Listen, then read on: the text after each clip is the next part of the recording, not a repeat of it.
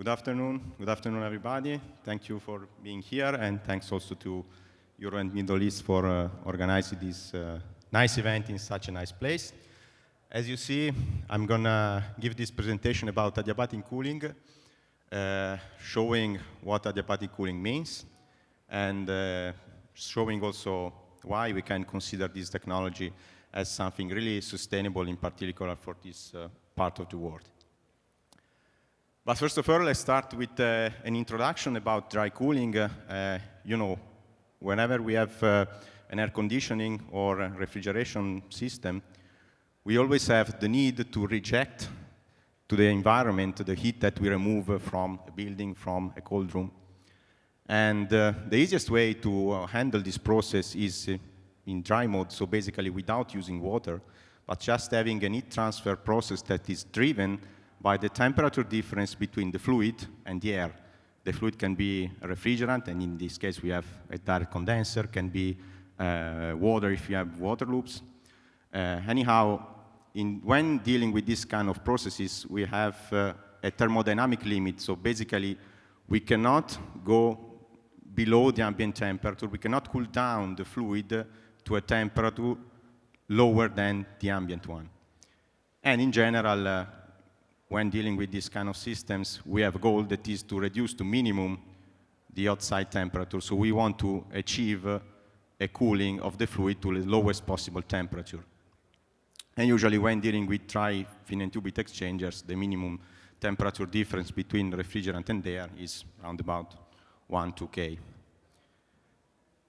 What is adiabatic cooling? Adiabatic cooling is a kind of enhancement of dry cooling. Basically, the device, the heat exchanger, is really similar. We just have some additional components on the heat exchangers. These components are called adiabatic panels. Basically, adiabatic panels are consisting of a set of sheets, typically made of paper, cellulose, or other materials with good absorption properties. These panels are placed on the upstream flow of the heat exchanger, and they are made wet from the top. There is a water distribution system who made the panels always wet. In this way, when you have air flowing across the panels, we have an adiabatic cooling or the airflow, because the water that is on the surface of the panel evaporates, and evaporating subtracts heat from the air, achieving a cooling process of the air that has a lower temperature and a higher humidity compared to the environmental one. In this case, the air temperature that is really crossing the heat exchanger is lower compared to the ambient one, and of course we can achieve much lower values also on the fluid side, either it is a condenser or a liquid cooler. Doesn't matter. The point is that we can overtake the thermodynamic limit that we usually have when dealing with dry cooler without using water. The other common technology that is used when we have the possibility to use water is, of course, the cooling tower. The cooling towers also work on the principle of evaporative cooling, but with, let's say, a different process. In principle, in this case, we also have water that evaporates, subtracting heat. But in this case, we usually use the water that is directly used to cool in the secondary loop. How it works? Basically, we have the hot water that must be cooled down, that is sprayed over a film material that is crossed by air.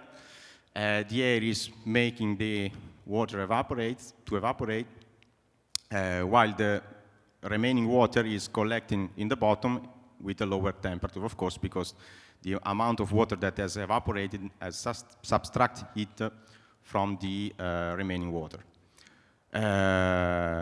This kind of components usually is very compact in terms of footprint. The point is that the water consumption are really, really huge, and in particular for this part of the world where water, we know, is really a precious resource, is not really the best. So we tried to make a couple of simulations to compare the two technologies, the adiabatic coolers and the cooling towers.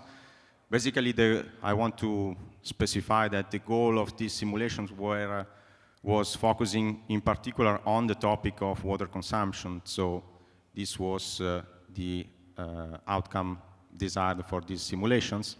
So we considered a building based here in Riyadh with the air conditioning system, where we had a need to reject to the environment around about 600 kilowatts. Design ambient temperature 46 degrees. We used for the annual simulation the climatic data coming from Ashrai database for this area of Riyadh, either in terms of temperature distribution all over the year and relative humidity. Let's go quickly through the results. These are the results of the adiabatic coolers in pillars. Basically, when dealing with these kinds of systems, we use the water not all over let's say the entire year, but of course we use the water only when it is really needed. So basically only in summer times when the temperatures are really, really high. For the majority of the year, the system is working in dry mode, so simply rejecting it without any use of water. In this case, water was used for around about 1/4 of the year, something like that, so 2,000 hours per year. Just using the specific costs that you can see here, so 2 reals per cubic meter for the water and 0.2 reals per kilowatt hour for the energy. We summing also of course the cost for the fans and for the maintenance. In this case, the maintenance needs is quite limited, just for a simple cleaning sometimes. We reach an annual cost that is around about 16,000 reals per year. When moving to cooling towers, the story is quite different. First of all, water is used not only for a part of the year, but for let's say the entire year, the system required to use water, because it's part of the process itself to evaporate part of the water that is used in the secondary loop. So in this case, the annual consumption is more than 10 times higher compared to the one that we had with the adiabatic coolers. The energy use, of course, is reduced because we have a system that is more compact and using less fans. But we have, for sure, an increase in maintenance need because, first of all, the topic of cleaning is much more relevant compared to the one that we had for the cooling tower, for the adiabatic coolers. And of course, we have to consider all the substances, chemical additives that we have to use to maintain clean the environment. Because, you know, when you have such a quantity of water that evaporates, we have the need to control also the quality of the water. We have to guarantee a good quality of the water that remains inside the system to keep all the components clean. In this case, the total annual cost raises up to around about 46 reals per year.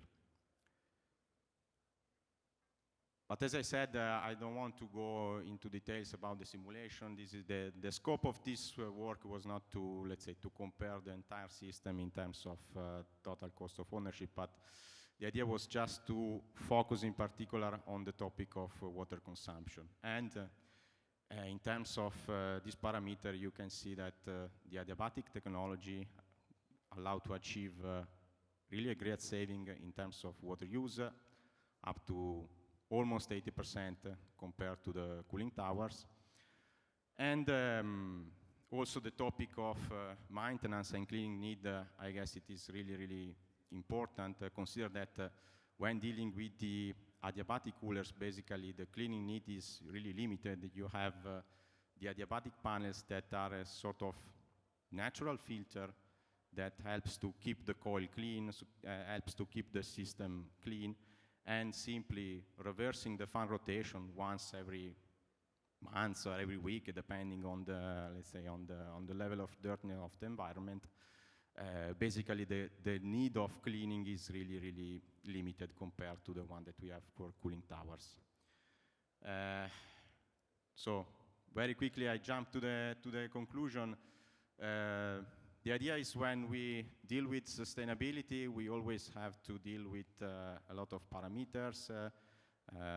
global warming potential, energy consumption, and so on. But when we are focusing in this part of the world, we know that water is really a precious resource. So we think it's really, really important to focus also on this aspect to, let's say, take into account the real sustainability of the system.